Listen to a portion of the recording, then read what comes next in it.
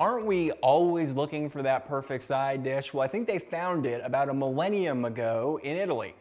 Then it was called polenta, today it's called polenta. It was a good idea then, it was a good idea now. All they decided to do was take some cornmeal, boil it for a while, infuse it with some flavor, and serve it up. It is an absolute perfect side dish for anything. Now in recent times, this has become sort of a high-end restaurant food to some degree. It's delicious, yeah, but it's not that expensive to make, and it is super easy. The basic ratio for a polenta is 3 parts liquid to 1 part dried cornmeal polenta. Now there are varying forms of these cornmeal products out there. There is a super fine textured grain that's sometimes referred to as an instant polenta. Not such a fan. Then there is a coarser grind all the way up to medium that's also available, and that's what I have here. Anything between those two I think is fine. The super fine one, not so great. But what we're gonna do is boil about 3 cups of water, and eventually our 1 cup of polenta will meet it when it comes down to a simmer, and we'll have to be stirring for a while. But we've got to infuse that water with great flavors. I'm gonna use some fresh sage, some bay leaf powder. You could use a fresh or dried bay leaf also. The bay leaf powder just incorporates obviously into the liquid a little bit easier. Then I'm gonna use a little bit of white wine vinegar just for that added zip.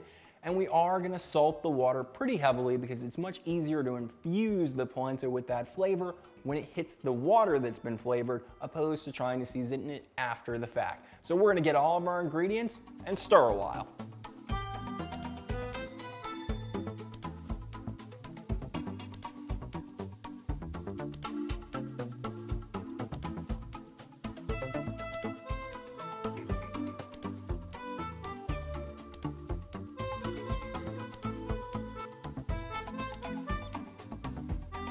So how long does it take for the polenta to cook, and how long will I be stirring?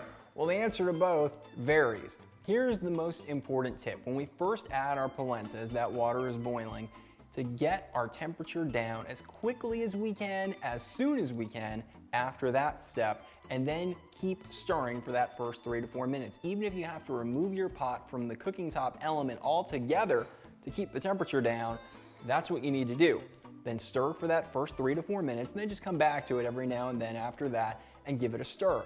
Each one will vary on cooking time. Check the package instructions if there are any, but in general, most polenta should take about 20 to 25 minutes at a very low heat to gradually cook until it's tender when you try it by a spoon or a fork. Right before ours is ready to be done, I'm gonna add in just a little bit of milk to help finish it off and give it a nice creamy richness.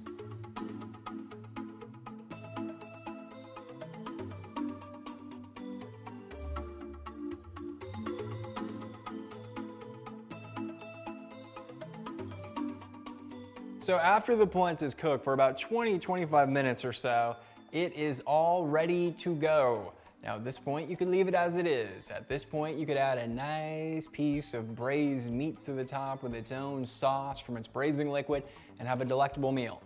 Or you could just have it by itself with a little bit of feta cheese and a little bit of a chimichurri, which is what I'm getting ready to do. And I suggest you learn about how to braise meat from the video right here, and also learn how to make a chimichurri from the video right here. Polenta. It was good 1,000 years ago, and it's great today.